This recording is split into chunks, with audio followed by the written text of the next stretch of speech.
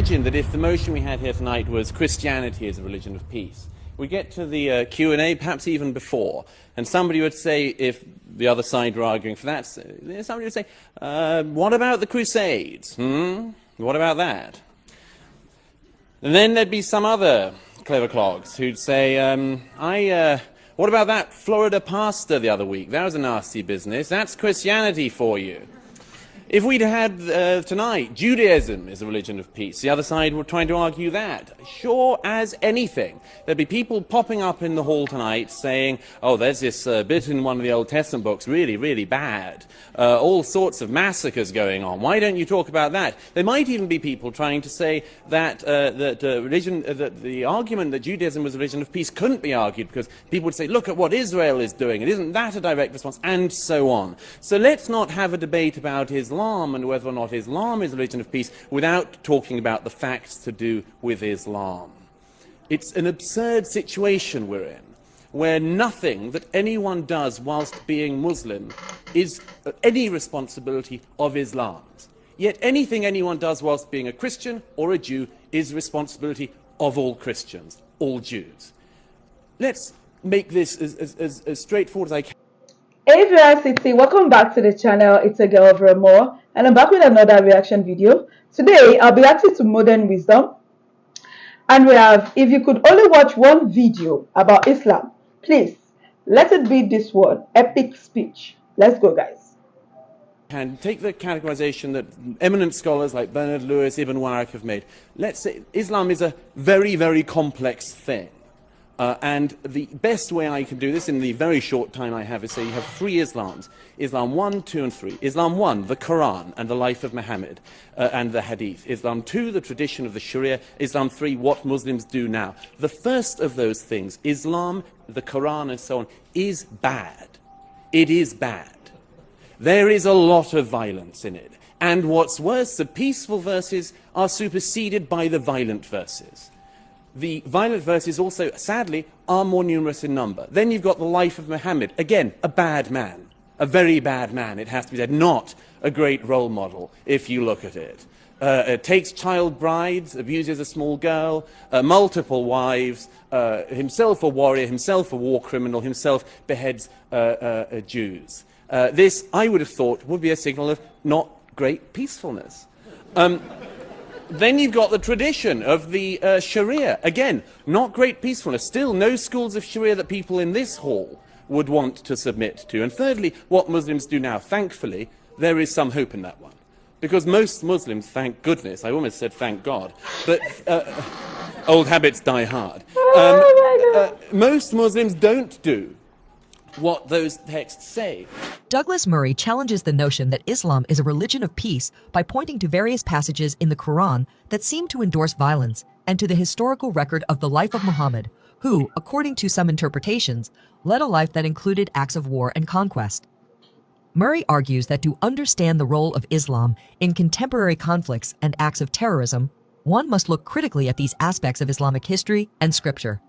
For example, Murray often cites verses from the Quran, such as Surah 9:5, which says, "And when the sacred months have passed, then kill the polytheists wherever you find them, and capture them, and besiege them, and sit in wait for them at every place of ambush."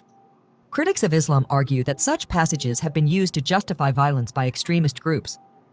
It's important to note that interpretations of these verses vary widely among Muslims, with many scholars and believers arguing that they are taken out of context and that the Quran overall advocates for peace. Additionally, Murray brings up the life of Muhammad, who led several military campaigns during his lifetime. According to historical sources, Muhammad participated in battles such as the Battle of Badr and the Battle of Uhud. Murray suggests that understanding Muhammad's role as a military leader is crucial when discussing the influence of Islam on its followers. This perspective isn't without its supporters and detractors. For instance, former Muslim Ayaan Hirsi Ali has echoed Murray's sentiments, arguing that Islam needs a reformation to address its more violent and intolerant aspects. On the other hand, many Islamic scholars emphasize that the context of the times was very different and that these actions were in line with the norms of tribal warfare in the 7th century Arabian Peninsula. Statistics also provide a backdrop to these discussions. For example, A 2013 study by the Pew Research Center found that a significant minority of Muslims in several countries support the implementation of Sharia law, and in some cases, severe punishments for apostasy and blasphemy. While these views don't represent all Muslims, they do highlight a strain of thought within Islam that aligns with Murray's concerns. Moreover, critics like Ben Shapiro and Jordan Peterson have pointed out that acknowledging these aspects of Islam isn't about fostering hatred or intolerance, but about fostering an honest dialogue about the challenges posed by radical interpretations of any religion. They argue that without such a dialogue, it's difficult to address the root causes of terrorism and extremism effectively. Now look, I wish that Zebra and Majid were the spokespeople of Islam. It would be lovely, although in Majid's case it would have taken rather too long if everyone had to go for 14 years preaching the downfall of America and then said no, not so much. But we are where we are. Anyhow, I wish they spoke for Islam. It would be great. But the fact is that tonight, the organisers of this debate asked a number of clerics. None of them would show. Specifically, they wouldn't show and debate against Ayaan Hirsi Ali. Myself, I don't think they cared. But no, it's very interesting that they will not debate. Time and again, the actual leaders of your religion will not debate this. And you're left with people like we have here. The reason why is, of course, is that the leaders of the religion show such terrible lessons. It is not a small thing. It's not, as it were, a detail. It's not like a wacky Florida pastor. That you've got the largest Sunni state of Saudi Arabia, the most important Sunni state in the world, the most extraordinary closed prison of a society. It's not a detail. It's not a one-off nut job. The Shiite Republic of Iran is what it is, led by the people it's led by. That is not an accident. It's not a detail. The thing that worries me is that although tonight we hear from the fellow panelists here about how Islam is a religion of peace, the fact is that the people who are making the decisions in the religion, the people who are preaching in the religion, the heads of that religion, people like Sheikh Qaradawi, who broadcasts anti-Semitic, the most appalling filth every week on the main networks, that is the faith that's speaking for you guys. I wish that, Zeba, you were on every week on Al Jazeera, but you're not. Qaradawi is. The problem is that Islam is an unstable component, as a religion, an unstable component. 1,000 years ago, the Mu'tazilites tried to reform the religion. They were wiped out. The fact is that Islam is many things, many, many things. But to say it's a religion of peace is nonsense. It's to ignore reality. It's to ignore very difficult but necessary facts, not paradigms, but facts. To say that Islam is a religion of peace is to say something based entirely on hope. It's to elevate a hope into truth. And I hope, as you all know, history teaches us that's a very bad thing to do. Thank you. Douglas Murray's argument hinges on the influence of radical elements within Islam. He points out that extremist groups like ISIS and Al-Qaeda, though representing a small fraction of the global Muslim population, have managed to shape the narrative and actions associated with Islam on the world stage. These groups not only perpetrate acts of terror, but also command significant media attention, often overshadowing the peaceful majority.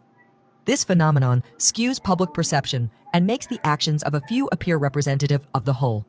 Supporting this, a report by the Global Terrorism Index 2020 highlights that Islamic extremist groups were responsible for a majority of terrorist attacks worldwide over the past 2 decades. This statistic underscores the reality that while most Muslims are not involved in terrorism, the minority that is involved wields significant influence and causes substantial harm. Moreover, influential radical clerics and leaders have platforms that reach millions. Figures like Anwar al-Awlaki, a radical cleric who was linked to numerous terrorist plots, had a substantial online presence that inspired many to join extremist causes. This highlights the point about the outsized influence of radical voices within Islam. Additionally, labeling Islam as a religion of peace without critical examination can be dangerous. This is like wishful thinking that ignores the historical and present realities of violence committed in the name of Islam. This can lead to complacency and a failure to address the root causes of radicalization and terrorism. Historical examples, such as the appeasement policies before World War II, show that ignoring the potential for violence in favor of a hopeful narrative can lead to disastrous consequences. Douglas Murray's argument is not about demonizing Islam or Muslims, but about fostering an honest and critical dialogue about the religion's texts, history, and the influence of its radical elements. By Wow. Islam and violence. Islam is a religion built on violence. That is just the fact. For a lot of things that Douglas made me realize just by watching him. You know, I've been following Douglas for a while now, and he has exposed a lot of things about Islam. Islam is a religion of peace. It's just like sarcasm. And one thing I love about Douglas is that he always speaks facts. He always speaks the truth. Douglas Moore is so brilliant and intelligent, and he always hits the nail on the head. He doesn't sugarcoat anything. More and more Islam means less and less freedom.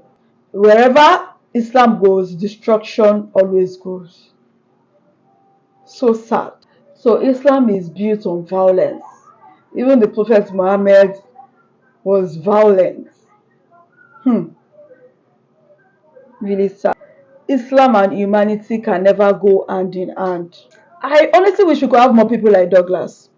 He's so bold and courageous. We definitely need more people like him in the society. Douglas Moore is a gift. Great respect to Douglas Moore for always standing out for us. What do you guys think about this video? Drop a comment down below. If you enjoyed this video, give it a huge thumbs up and please share this video. And if you're new to the channel, join VeraCity. Hit the subscribe button below, turn on the post notification bell so that you can always be the first person to know whenever any video drops. And with that, guys, see you in my next one. Bye.